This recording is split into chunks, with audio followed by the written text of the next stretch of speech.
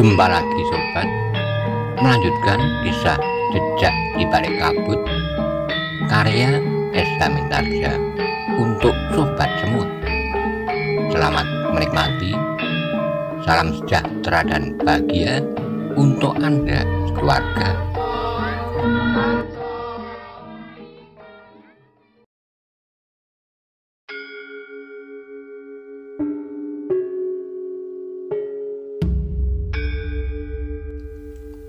Pada episode sebelumnya dikisahkan, Kipituhu menunjukkan harta benda hasil rampokan kepada Kebo Lorok di tempat persembunyiannya, yaitu di sebuah kuburan. Kebo Lorok pun menanyakan benda manakah yang akan diberikan kepadanya. Kipituhu menunjukkan sebuah peti kecil yang berisi beberapa macam benda, diantaranya keris penduk emas bermata berlian. Bagaimana kisah selanjutnya? Simak bersama-sama.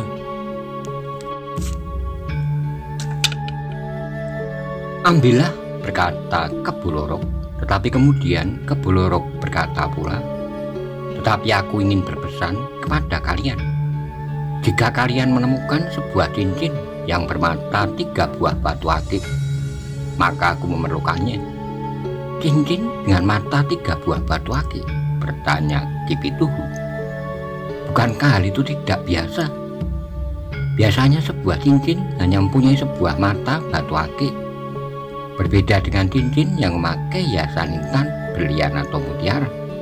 Ya, tapi nilai cincin emas yang mempunyai mata 3 buah batu akik. Apa saja jenis batu akik itu, Kakang? Bertanya Kipituhu. Atau barangkali warna batu akik itu?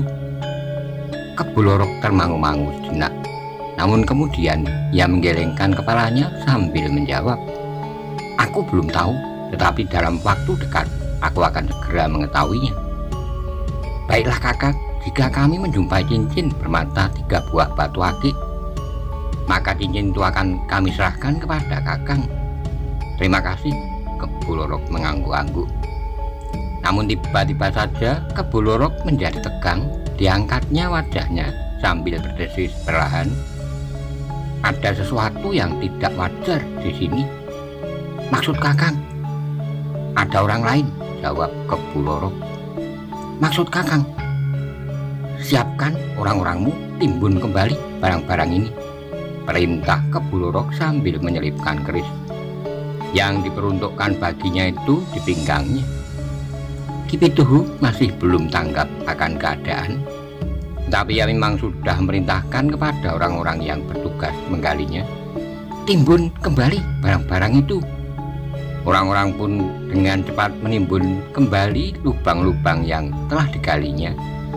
Setelah Kebo Lorok meloncat naik demikian ia berdiri di sebelah Kipituhu, maka ia pun berkata, beberapa orang ada di sekitar kita. Nah, ini juga akan menjadi tontonan yang menarik. Aku tidak mengerti. Aku sudah terlanjur memuji kalian, tetapi keramaian itu tentu hanya sebuah jebakan. Bukan kita yang menjebak mereka, tetapi kitalah yang terjebak. Maksud Kakang? Kau memang dungu. Kuburan ini sudah dikepung. Permainan kalian dengan keranda terbang yang kalian kira ditakuti orang itu, ternyata telah ditertawakan banyak orang. Tapi Kakang melihat sendiri bagaimana orang-orang itu berlari-larian, bahkan saling bertubrukan. Anak-anak menangis ketakutan dan bahkan dagangan yang masih belum terjual telah ditinggalkan. Tontonan yang telah dipersiapkan dengan baik oleh orang-orang pedukuhan itu. Dan sekarang orang-orang pedukuhan itu telah mempersiapkan tontonan yang lain di kuburan ini. Kipituhu termangu-mangu sejenak, namun ia pun kemudian telah memusatkan perhatiannya pada keadaan di sekelilingnya. Meskipun panggraito Kipituhu tidak setajam Kebo Lorok, namun Kipituhu pun akhirnya mengetahui juga bahwa kuburan itu memang sudah dikepung.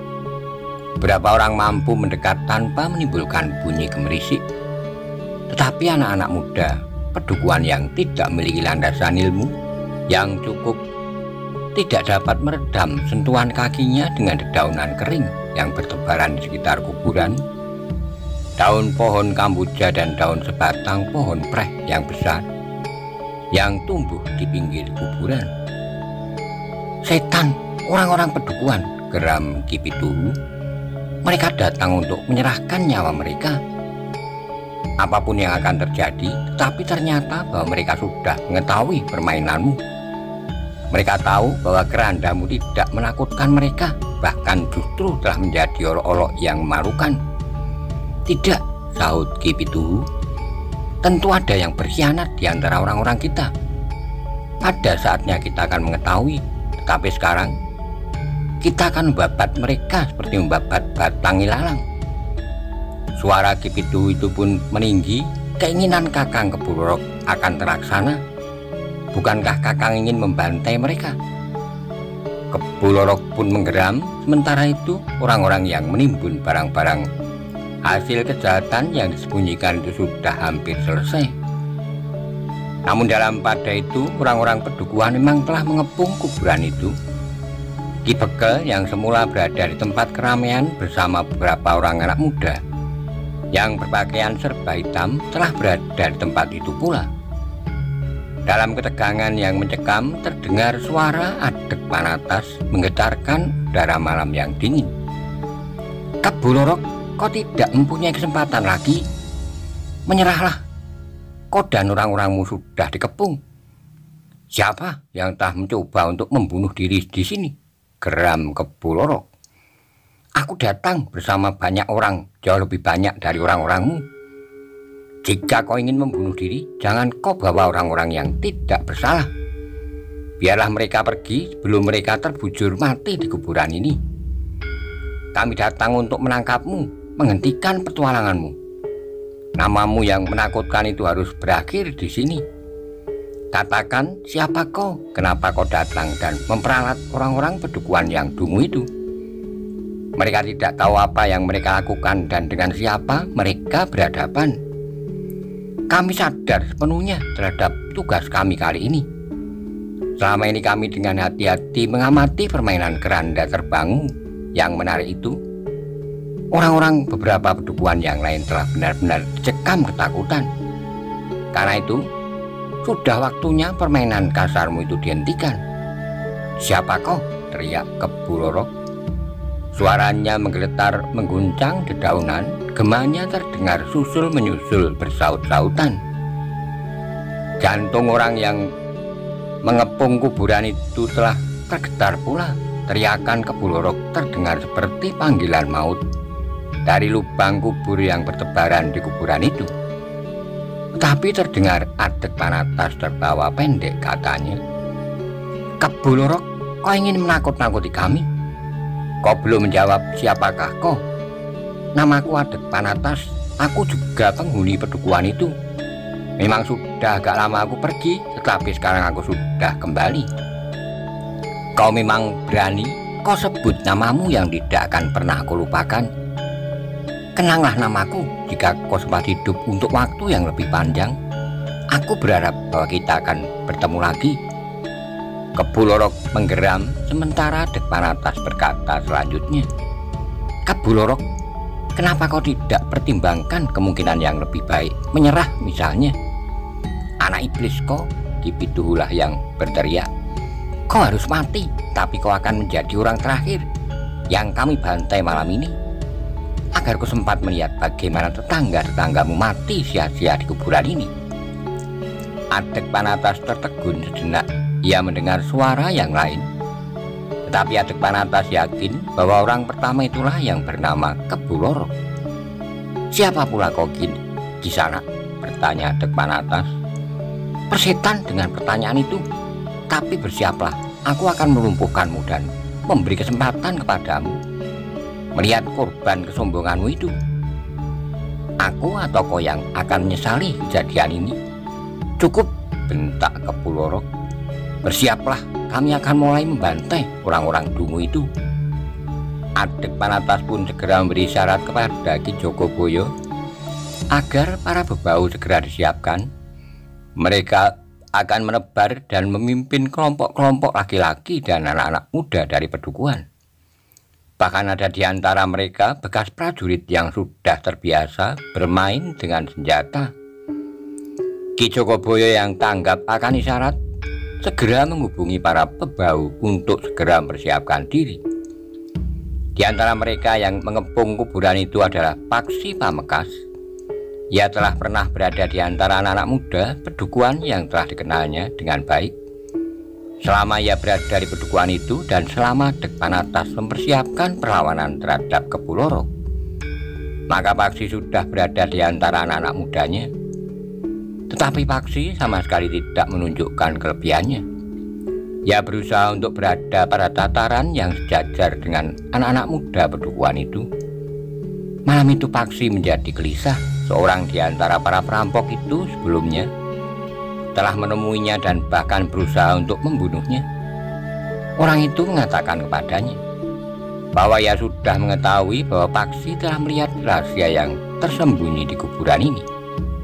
Tapi nampaknya para perampok masih juga melakukan kesalahan, sehingga mereka telah terkepung oleh orang-orang Pedukuhan. Atau yang mereka lakukan itu justru sebuah jebakan? Pertanyaan itu telah mengganggu perasaan Paksi.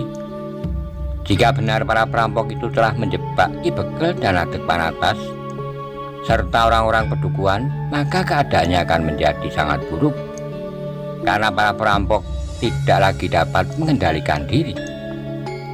Paksi memang menyesal kenapa ia tidak berterus terang bahwa seorang di antara para perampok itu telah menyadari bahwa rahasia mereka telah diketahui. Tetapi menilik sikap dan pembicaraan antara Dek Panatas dan Kebu Lorok, agaknya tidak tersirat bahwa Kebu Lorok telah mengetahui bahwa kemungkinan seperti itu akan terjadi. Tetapi Paksi tidak dapat sekedar berangan-angan. Malam itu orang-orang Pedukuhan yang dipimpin langsung oleh Ki Begel dan adiknya Dek Panatas telah berhadapan dengan para perampok, yang seorang diantaranya adalah Kebu Lorok sendiri. Dalam pada itu maka Ki Jogoboyo pun telah merintahkan para bebau untuk bergerak. Anak-anak muda yang berada di sisi lain telah mulai memasuki kuburan yang gelap. Mereka berjalan di antara batu-batu nisan yang terbujur membeku. Beberapa ekor burung malam yang terkejut berterbangan menggoyang dedaunan. Kebu Lorok pun kemudian telah berteriak, "Jika orang-orang Dungu itu sudah habis kita bantai, bukan salah kita, mereka lah yang datang menyerahkan leher mereka. Karena itu jangan ragu-ragu." Perintah itu tidak perlu diulangi. Mereka sudah merasa terlalu lama menunggu. Darah mereka telah mendidih di dalam jantung. Apalagi mereka mengetahui bahwa orang-orang yang mengepung kuburan itu sudah mulai bergerak masuk. Jumlah para perampok memang tidak terlalu banyak, tetapi mereka adalah orang-orang yang garang, yang sudah terlalu akrab dengan senjata, darah, dan kematian. Sambil berloncatan, para perampok itu telah berteriak-teriak dan mengumpat-umpat. Suaranya menggelepar menggetarkan batu-batu nisan. Jantung orang-orang Pedukuhan itu memang tergetar. Teriakan-teriakan itu membuat mereka menjadi ngeri. Untuk beberapa saat, beberapa orang anak muda justru bagaikan telah membeku. Tetapi beberapa orang bekas prajurit yang ada di antara mereka sama sekali tidak menjadi gentar. Meskipun mereka telah mengundurkan diri, karena umur mereka telah melampaui batas umur seorang prajurit. Namun bagi mereka pengabdian tidak terhenti sampai batas yang ditentukan. Menghentikan kejahatan adalah satu di antara tugas yang diembannya tanpa mengenal batas waktu. Seorang di antara bekas prajurit itu sempat berteriak, "Sayang bahwa selama ini aku tidak percaya terhadap keranda terbang itu, sehingga aku tidak pernah berminat untuk membuktikannya." "Belum terlambat," sahut kawannya, juga bekas seorang prajurit. "Kita masih berkesempatan untuk menghentikan mereka." Sejenak kemudian maka pertempuran pun tidak dapat dihindarkan, seperti yang telah dipesankan kepada anak-anak muda Pedukuhan. Maka mereka tidak bertempur seorang-seorang, mereka harus berada dalam kelompok-kelompok kecil untuk melawan orang-orang yang memiliki pengalaman yang lebih luas dalam olah senjata dan bahkan seolah-olah sudah tidak berjantung lagi. Adekpanatas ternyata memenuhi janjinya. Dengan sigap ia melompat langsung menghadapi Kebulorok. Dengan sadar, Adekpanatas ingin menguji kemampuan orang yang namanya sangat ditakuti itu. Ki Pituhu yang sudah siap untuk bertempur pun telah menyerangnya. Sementara Ki Jogoboyo tidak menunggu lagi, ia pun segera berhadapan dengan orang yang bertubuh tinggi tegap, pengiring Kebulorok ketika ia datang ke rumah Ki Pituhu. Namun Ki Jogoboyo dengan segera terdesak oleh lawannya, tapi seorang bebau yang melihat kesulitan itu segera melibatkan dirinya membantu Ki Jogoboyo, sehingga dengan demikian orang itu harus bertempur melawan dua orang. Tetapi orang itu benar-benar orang yang tangguh. Meskipun Ki Jogoboyo bertempur bersama seorang bebau, ternyata bahwa keduanya masih mengalami kesulitan. Keduanya pun telah terdesak pula. Untunglah bahwa seorang bebau yang lain melihatnya. Dengan sigap ia pun menempatkan dirinya dalam lingkaran pertempuran itu. Dengan demikian bertiga Ki Jogoboyo mulai dapat menunjukkan perlawanan yang berarti. Sementara itu Ki Bekel pun telah bertempur dengan sengitnya. Ki Bekel yang di masa mudanya banyak menempuh pengembaraan serta menimba ilmu itu telah mengejutkan Ki Pituhu. Ia tidak mengira bahwa seorang dari Pedukuhan itu ternyata memiliki ilmu yang mapan dan sanggup mengimbangi ilmunya. Dengan demikian maka Ki Pituhu harus mengerahkan kemampuannya untuk menundukkan lawannya. Tetapi Ki Bekel pun telah meningkatkan kemampuannya pula, sehingga tidak mudah bagi Pituhu untuk mengalahkannya. Sementara itu hampir di segala sudut kuburan telah terjadi pertempuran. Orang-orang Pedukuhan yang hampir tidak mempunyai pengalaman bertempur memang agak canggung ketika mereka harus benar-benar mengayunkan senjata mereka. Sementara itu para perampok menjadi sangat marah karena mereka telah terjebak. Namun lawan terlalu banyak, orang-orang Pedukuhan itu bermunculan dari balik nisan. Mereka mengacung-acungkan senjata mereka seakan-akan di setiap langkah para perampok itu menjumpai ujung senjata yang teracung kepadanya. Karena itu, meskipun mereka mempunyai pengalaman yang luas, namun menghadapi lawan yang berlipat ganda, rasa-rasanya mereka menjadi berdebar-debar pula. Dalam pada itu Kebulorok yang marah telah berhadapan dengan Adekpanatas, adik Ki Bekel, yang belum lama kembali dari perantauan berguru untuk mendapatkan ilmu yang tinggi. Kebulorok memang menjadi heran bahwa di sebuah pedukuhan ia akan menjumpai seorang yang berilmu tinggi bahkan dapat mengimbanginya. Karena itu maka Kebulorok telah menghentakkan ilmunya untuk memaksa lawannya dengan cepat dapat dikalahkannya. Kebulorok yang menyadari lawan demikian banyaknya berusaha untuk tidak terikat dengan seorang lawan saja. Ia ingin menghancurkan kalau tidak dalam arti kewadakan, keberanian orang-orang Pedukuhan itu. Dengan demikian maka mereka akan menjadi ketakutan. Tetapi tidak sia-sia Adekpanatas berguru bertahun-tahun. Ternyata Kebulorok yang sangat ditakuti itu masih dalam tataran yang mungkin dapat diimbanginya. Dalam pada itu Paksi dengan sengaja tidak bertempur dalam kelompok-kelompok kecil bersama anak-anak muda. Sejak semula Paksi memang tidak bergabung ke dalam kelompok yang manapun, meskipun ia berada di lingkungan anak-anak yang pada waktu itu sedang mempersiapkan diri untuk melawan para perampok. Namun karena Paksi bukan anak muda dari Pedukuhan itu, nampaknya Paksi mendapat keleluasaan untuk memilih apakah ia akan bertempur bersama anak muda atau tidak. Namun sebenarnya lah Paksi tidak berdiam diri. Meskipun ia berdiri di tempat yang terpisah di sela-sela beberapa batang pohon kamboja, ia telah bertempur melawan para perampok. Seorang perampok yang bertubuh pendek, tapi tubuhnya nampak kekar dan kuat, harus dilawannya tanpa bantuan orang lain. Tetapi Paksi Pamekasan telah membawa bekal dari rumahnya, Ia adalah salah seorang murid terbaik dalam perguruannya. Selebihnya Paksi termasuk anak muda yang disegani di antara kawan-kawannya. Dalam setiap permainan yang keras, kakinya yang sering dipergunakannya untuk binten seakan-akan telah mengeras. Sementara kebiasaannya bermain gulat di pasir tepian sungai membuat tubuhnya menjadi lentur.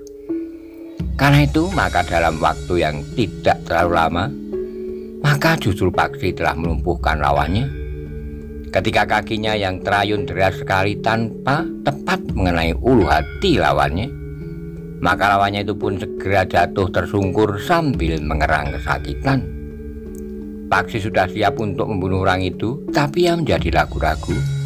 Ketika terdengar orang itu merintih, Paksi justru telah meninggalkannya. Namun dalam pada itu seorang yang lain telah melompat menghadapinya. Paksi tidak begitu menghiraukan siapakah yang berdiri di hadapannya. Yang penting baginya ia harus melumpuhkannya. Sejenak kemudian keduanya telah terlibat dalam perkelahian yang sengit. Namun dalam pada itu Paksi pun tertegun menghadapi lawan yang kedua itu. Beberapa kali serangannya telah gagal. Lawannya itu seakan-akan tahu benar apa yang akan dilakukannya. Bahkan kemudian Paksi menjadi semakin heran bahwa unsur-unsur gerak lawannya itu kadang-kadang memiliki ciri dan watak yang sama dengan unsur geraknya sendiri. Aneh, berkata Paksi dalam hati. Tetapi ia tidak mau terpengaruh. Paksi menduga bahwa secara kebetulan orang itu menguasai unsur-unsur gerak yang sama dengan unsur gerak pada ilmunya. Namun semakin lama maka Paksi semakin mengenali lawannya. Matanya yang sudah terbiasa di dalam kegelapan di sela-sela batang Kamboja itu mulai mengenali wajah lawannya. Orang itu adalah orang yang cacat yang pernah bertempur melawannya di bulak persawahan, yang berkata kepadanya bahwa ia sudah mengerti bahwa Paksi sudah melihat rahasia yang disembunyikan oleh para perampok itu. Agaknya orang itu pun menyadari bahwa Paksi mulai mengenalinya. Karena itu maka orang itu pun berkata, "Kita bertemu lagi anak muda, kau termasuk orang yang sangat berbahaya. Karena kau adalah orang yang pertama kali mengetahui rahasia kami. Tetapi kenapa Kebu Lorok tidak mengetahui bahwa ia bersama para pengikutnya telah terjebak dengan termasuk kau?" Orang itu tertawa perlahan-lahan. Kakinya berloncatan di antara batu-batu nisan. Dengan garangnya orang itu justru telah mendesak Paksi sambil berkata, "Kami sama sekali tidak merasa terjebak, karena kami sudah mengetahui bahwa kalian berusaha menjebak kami malam ini."